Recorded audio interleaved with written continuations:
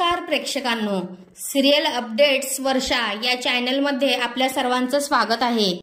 Zee मराठीवरील नवीन मालिका विण दोघातली ही तुटेनाचा 12 सप्टेंबरच्या भागामध्ये काय झालेलं आहे ते आज आपण पाहणार आहोत। स्वानंदी अंजली सोबत फोनवरती बोलत असते। त्यांच्यामध्ये चाललेलं असतं की आश्रमातल्या लोकांनी एक कार्यक्रम करायचा ठरवलेला आहे। त्यावेळेला अंजली सांगत असते स्वानंदीला की असा कार्यक्रम करायचं ठरवले सगळ्या मंडळींनी। तर स्वानंदी बोलते की हो का, अरे वा किती छान आहे। मग अंजली बोलते की हो ठीक आहे, पण माझ्याकडे एक भन्नाट कल्पना आलेली आहे। अंजली बोलते की आपण प्रमुख पाहुणे म्हणून समर राजवाडे यांना बोलवूया। त्यावेळेला स्वानंदीला धक्का बसतो, म्हणतो त्यांना कशाला बोलवायचंय। तर ती बोलते अगं कसं आहे, म्हणजे त्यांनाही कळेल ना की इथे काय कार्य चालतं या जागेवरती, इथे वृद्धाश्रम आहे, त्यांना आपण बाहेर काढायला नको, असं त्यांना त्याची जरा तरी जाणीव होईल ना, त्यामुळे मी बोलते अशी। त्यावेळेला स्वानंदी बोलते मग ठीक आहे चालेल, तुझी कल्पना छान आहे। मग अंजली बोलते मग तू फोन कर आणि त्यांना सांग की असा कार्यक्रम आहे आणि प्रमुख पाहुणे म्हणून आम्ही तुम्हाला बोलवलेलं आहे। त्यावेळेला स्वानंदी बोलते की नाही मी नाही फोन करत, तूच कर अंजली। कसं आहे माहितीये, मी बोलायला लागले की मग आमचं दोघांमध्ये व्यवस्थित संवाद होत नाही, तू सांग त्यांना। मग अंजली बोलते की सांग ना स्वानंदी, कशाला, तुझी ओळख आहे, ते तुझ्याशी बोलतात, तू सांग त्यांना। मग ठीक आहे बोलते स्वानंदी, बोलते ठीक आहे मी त्यांना विचारते आणि तुला कळवते। मग अंजली आणि स्वानंदी फोन ठेवतात आणि स्वानंदी त्यानंतर इकडे समरच्या ऑफिसमध्ये दाखवलेलं आहे। निकिता, आनंद आणि समर मुलं पाहत असतात। त्याच वेळेला त्यांना निकिता बोलते की ठीक आहे मी पाहून घेते मुलांना सगळ्यांना, त्यांच्याशी चर्चा करते। तर समर बोलतो की नाही मुलं हे पाहणे हा मीच करणार, मीच सगळं बघणार मुलांचं। कारण कसं असतं, मी बिझनेसमॅन असल्यामुळे अनेक माणसं माझ्या नजरेसमोरून जात असतात। मग त्यामुळे मला मुलं कशी आहेत, काय आहेत, त्यांचा स्वभाव कसा आहे, ते काय करतात ते बोलण्यातून मला समजेल। त्यामुळे मुलं ही मीच पाहतो आणि माझ्यावर जबाबदारी आहे म्हटल्यावर मला मुलं अशी व्यवस्थितच पाहिजे, उद्या कोणी मला नावं नाही ठेवली पाहिजेत। आणि मुलं ही शिकलेली हवेत, वेल एज्युकेटेड हवेत, स्वभावाने चांगली हवेत। आणि त्या ताई कोणाच्या का असणार, पण त्यांच्यासाठी मुलगा हा चांगला शोधला पाहिजे आपण, उलट व्यवस्थित पाहिजे, चांगला पाहिजे। तर निकिता बोलते ठीक आहे, आपण जे काढलेले आहेत मुलं त्याच्यापैकी आपण एकेकांना बोलवून घेऊ। तेवढ्यातच तिथे स्वानंदीची आई येते। आई आल्यानंतर बोलायला लागते नमस्कार मी मंदाकिनी। तर बोलतात की हा। मग आनंद बोलतो हो हे बघा मी आनंद, त्या दिवशी आपण भेटलेलो, मग आणि ही बघा ही माझी बायको निकिता। तर ते नमस्कार वगैरे चाललेलं असतं। मग समोर सरांना पण बोलते की सर त्या दिवशी आपल्यामध्ये जे हे झालं त्याबद्दल मी तुमची माफी मागते, सगळं विसरून जावा। पण खरं तर आहे ना, मी त्या दिवशीच तुमची माफी मागणार होते भेटला त्यावेळेला, पण नाही जमलं, मी आता तुमची माफी मागते। आणि कसं आहे, तुम्ही माझ्या मुलीसाठी एवढं हे बघताय तर चांगलीच गोष्ट आहे। आणि तुम्ही त्या दिवशी मी तुम्हाला पैसे मागितले होते, ते जर तुम्ही दिले असते मला तर पैसे आपल्याच घरी राहिले असते ना, कुठे दुसरीकडे तर गेले नसते। आणि तुमची मुलगी किती सुंदर आहे, खूप हिऱ्यासारखी मुलगी आहे, अशी ती अधिराजी पण हे करत असते। त्यावेळेला समोर काही बोलायला जातो तेवढ्यात तिकडून तिची आई बोलत असते, नुसती बोलत असते।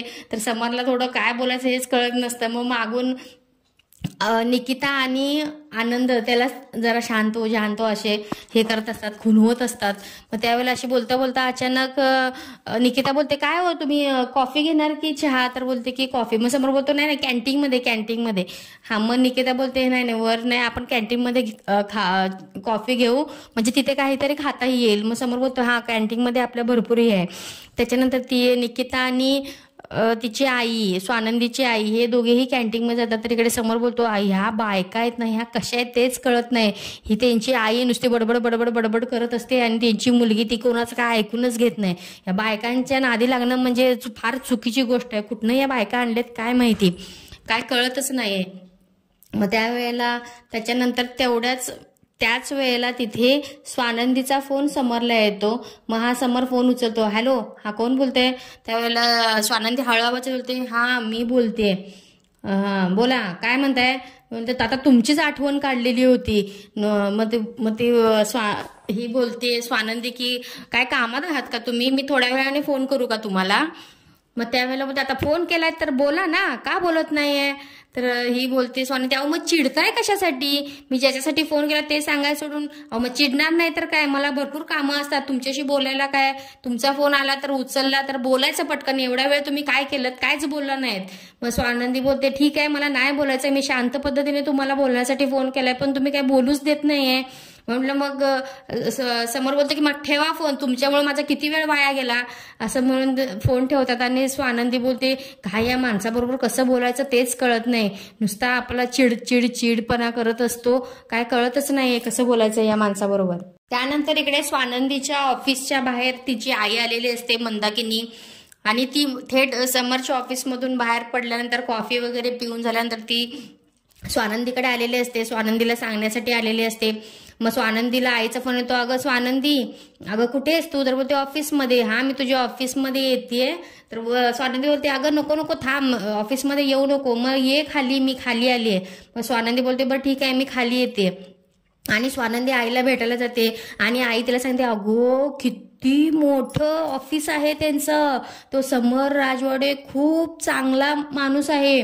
मला असं पहिला वाटलेलं की तो असा म्हणजे गंभीर आहे, वाईट आहे, पण तो खूप चांगला माणूस आहे. मी आता भेटले ना त्यांच्याशी, किती चांगले बोलत होते ते. आणि मग तिला स्वानंदीला कळतं की आई ऑफिसमध्ये जाऊन आलेली आहे. स्वानंदी बोलत असते. मग स्वानंदी विचारते की कशासाठी गेलेलीस? तर बोलते की मी तुझी पत्रिका घेऊन बोलवलेलं, तुझी सगळी माहिती त्यांना सांगितली, तुझी पत्रिका दिली त्यांना मी, ते तुझ्यासाठी स्थळं पाहतायत, खूप चांगलं काम करतायत, ते कसं त्या माणसाचं भलं होऊ दे. त्यावेळेला स्वानंदी बोलते अगं आई ते दुसरी माणसं आहेत, आपल्या घरातली नाही आहेत, तू कशी काय माझ्यासाठी स्थळ शोधायला लावतेस? मग ते अगं काय त्याच्यात काय वाईट आहे, चांगला माणूस आहे तो, चांगलं स्थळ पाहिल तुझ्यासाठी, श्रीमंत बघेल स्थळ तुझ्यासाठी. मग स्वानंदी बोलते अगं तसं नाही आई, पण शेवटी तो बाहेरचा माणूस आहे, मग असू दे ना, किती तरी झालं तरी चांगल्यासाठीच, तुझं चांगलंच होईल, भलं होईल तुझं. मग स्वानंदी बोलते अगं आई पण मला नाही लग्न करायचंय आत्ता लगेच, पण मग त्यांनी अट घातली रोहननं, त्याचा काय? मग स्वानंदी बोलते अगं मी समजवेन ना रोहनला, नाही ते चांगलं स्थळ पाहतायत, पाहू देत नाही तर मला माणसं आता बोलायला लागतील, ही सावत्र आई आहे आणि काय करत नाही मुलीसाठी वगैरे, म्हणून तिचं लग्न पण लावलेलं नाही असं म्हणून मला टोमणे मारत बसतील, तुला आवडणार आहे का हे? तर स्वानंदी बोलते नाही गा आई तसं नाही, मग तयार हो बघू, उगाच हे करत बसू नकोस. मग त्याच्यानंतर इकडे समरला दाखवलेलं आहे, समरच्या ऑफिसमध्ये मुले आलेले असतात, जे त्यांनी स्थळ शोधलेली असतात त्यांनी बोलवून घेतलेलं असतं मीटिंगसाठी. आणि एक स्थळ येतं आणि बोलतं की हा काय करतोस? हा इंजिनियर आहे मी. मग समोर विचारतो की तुझ्या घरी कोण कोण असतं? मग ते सगळे लिस्ट सांगतो की आई बाबा त्यांची आजी हे ते असं सगळ्या एकमेकांचं सांगतो. खूप मोठी फॅमिली आहे. समोर बोलतो तुझी एवढी मोठी फॅमिली आहे मग तू वेळ कोणाला देणार? कसं नाही, आम्ही सगळे एकत्रच राहतो, सगळे एकत्रच सगळं काही करतो. मग त्याच्यानंतर असे परत दुसरा एक दाखवलेला आहे, त्याला विचारतात, त्याला दुसऱ्याला दाखवलेला आहे की तुम्ही परदेशात गेल्यावर मग तुझ्या बायकोने पण परदेशात यायचं का? मग तो असा विचार करत बसतो. त्याच्यानंतर तिसरा मुलगा तो असा वेगळाच असतो आणि त्याला विचारतो तू काय करतोस? मग तो स्वानंदी तुझ्या बरोबर फिरायला हवा आहे का? तो बोलतो माझं काय तसं काही नाही की स्वानंदीने नोकरी करायला हवी आहे, म्हणजे मुलीनी नोकरी करायला हवी आहे का? मग तो बोलतो की नाही असं काय नाही माझं मुलीने, मी तर काय आज लंडन उद्या पॅरिस उद्या हे असं वेगवेगळ्या देशांची नावं सांगतो. आणि मग तू असंच फिरत राहणार का? तर बोलतो हा फक्त तिला फॅशन सेन्स हवा. आणि बोलते ठीक आहे. आणि बोलतो त्याने ना कानात बाली घातलेली असते, तर समर त्याला बोलतो हे असं कानात बाली घातलास हे कायमस्वरूपी घालतोस? तर हा कायमस्वरूपी घालतो. मग तो पण मुलगा गेला आणि त्याला आनंद त्याला बोलतो की तुला काय पडले रे, त्याने कानात काय घातलं आणि का नाही, ते कशाला उगाच नाही ते प्रश्न विचारत असतोस? तर समोर बोलतो अरे तसं नव्हे, कानात बाली घालणं म्हणजे काय हे त्यांना आवडेल काय, त्या रोहनच्या ताईला आवडेल काय? ती ताई कशी आहे, एकदम साधी सिंपल आहे, मग तिला मुलगा सुद्धा साधा सिंपलच हवा ना, हे असं बाली घालून असं फॅशन सेन्स असणार तिला आवडेल काय? आणि त्यात आपली हे किती जाते, आपण शोधतोय त्यांच्यासाठी स्थळं, त्यामुळे चांगलीच शोधली पाहिजेत, उगाच ताई कोणाची का असे ना, पण मुलगीचं चांगलं झालं पाहिजे. मग आनंद बोलतो हा ठीक आहे.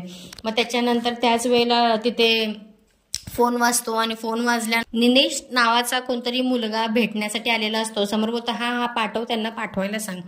मग समोर त्यांना सांगतो की हा मुलगा आहे ना खूप छान आहे या आईच्या मुलाचे वडील आहेत ना, आपल्या कंपनीमध्ये कामाला होते. त्यावेळेला ते माझ्याकडे आले होते की मुलाला मला परदेशात पाठवायचं आहे. त्यावेळेला आपल्या कंपनीने त्यांना मदत केली होती.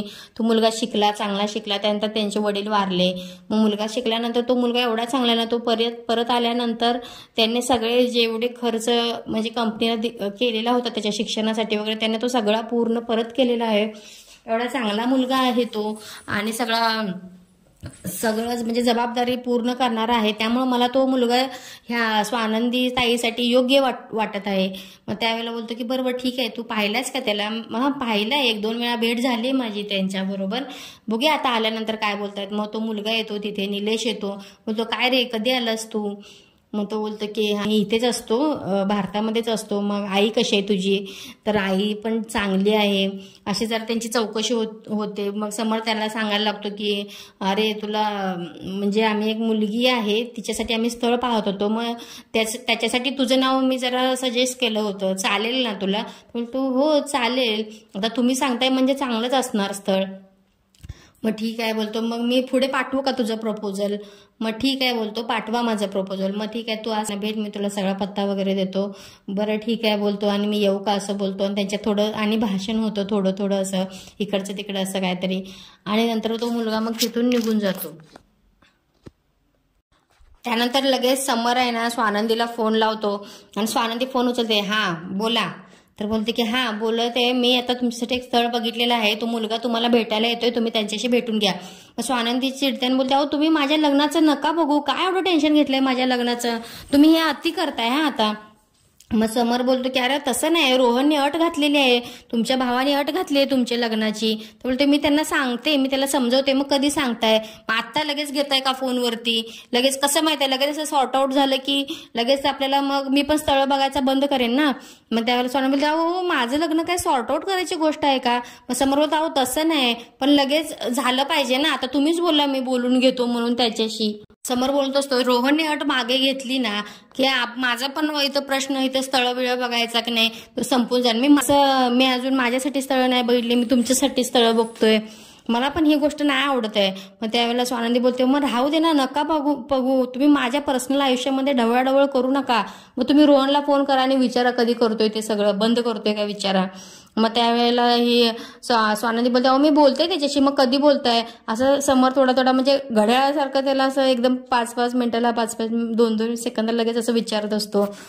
मग स्वानंदी बोलते अहो बघते मी, बोलते त्याच्याशी. समर बोलतो की अहो कसं आहे माहितीये का, माझ्या बहिणीला तुमचा भाऊ आवडतो, तुमच्या भावाची अट, तुमच्या भावाला तुम्ही आवडता, त्यामुळे हे सगळे चक्र फिरत आहे, त्यामुळे असं हे सगळं होत आहे लग्नाचं प्रोसिजर. तर माझी बहीण पण खुश होईल ना. मग त्यावेळेला स्वानंदी बोलते अहो ठीक आहे, बरोबर आहे, मी समजवते रोहनला. मग कधी समजवताय? मग कधी करताय? मग कधी फोन करेल रोहन मला? मग त्यावेळेला स्वानंदी बोलते अहो घड्याळ नुसतं फिरत असतं आणि विचार पण करायला वेळ देत नाही. मग त्यावेळेला समर बोलतो मग ठीक, मी एक तो मुलगा पाठवलेला आहे ना त्याला प्लीज बघून घ्या, म्हणजे कसं तोपर्यंत त्याला बघून घ्या, म्हणजे रोहनचं उत्तर येऊपर्यंत हे होईल. आणि हे सगळं तांगडं जोपर्यंत सुटत नाही ना तोपर्यंत हे सगळं मी स्थळ बघायचं पण थांबवू शकत नाही ना. हे बघा मुलगा खूप चांगला आहे, खूप सुसंस्कृत आहे, मी त्याच्या कुटुंबाला पहिल्यापासून मी ओळखत आहे आणि त्यामुळे मुलगा हा छान आहे. आणि तुम्ही एकदा त्याला भेटून घ्या, खूप चांगला मुलगा आहे. आणि जास्त टेन्शन घेऊ नका, पुढचं काय करायचं ते मी सगळं बघतो, फक्त मुलाला भेटून घ्या तुम्ही. बरं ठीक आहे, मी असं ठेवतो म्हणून फोन दोघेही ठेवतात. त्यानंतर स्वानंदी रोहनला भेटायला गेलेली असते. रोहन बिझी आहेस का? रोहन बोलतो थांबा ताई, 1 मिनिटच थांब. पण ठीक आहे तुझं काम कर, मी नंतर येते भेटायला. मग रोहन बोलतो थांब ताई, आणि म्हणतो बोल काय बोलायचं आहे? त्या बोलते की अरे कसं आहे माहितीये का, तू जास्त गैरसमज करून घेऊ नकोस, पण कसं लगेच लग्नाचे 3 मुहूर्त काढलेले आहेत तुमच्या, त्यातलं सगळ्यात जवळचा जो मुहूर्त असेल ना त्या दिवशी तुमचं आपण लग्न करून टाकू, म्हणजे कसं अधिराला पण जरा बरं वाटेल ना की बाबा झालं बाबा एकदाचं लग्न म्हणून. मग रोहन बोलतो पण माझी अट आहे ना ती.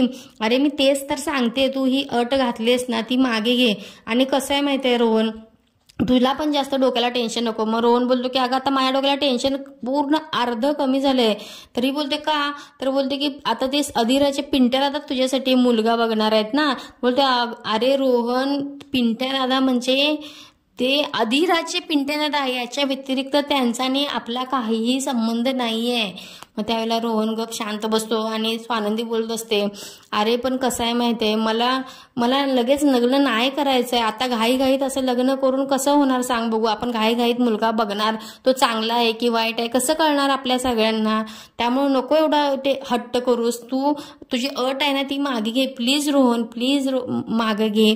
मग त्यावेळेला रोहन काहीच बोलत नाही. स्वानंदी जी सांगत असते तो रोहन ऐकत असतो आणि बोलतो की ते अधीराचे पिंट्या दादा आहे, त्याचा आणि आपला काय संबंध आहे, माझ्याशी तर काहीच संबंध नाही, ते अधीराचे पिंट्या दादा, याच्या व्यतिरिक्त माझा आणि त्यांचा काहीही संबंध नाही आहे. त्याच वेळेला इकडे रोहन खाली मान घालून उभारलेला दाखवलेला आहे आणि याच वेळेला इथे हा एपिसोड संपवलेला आहे.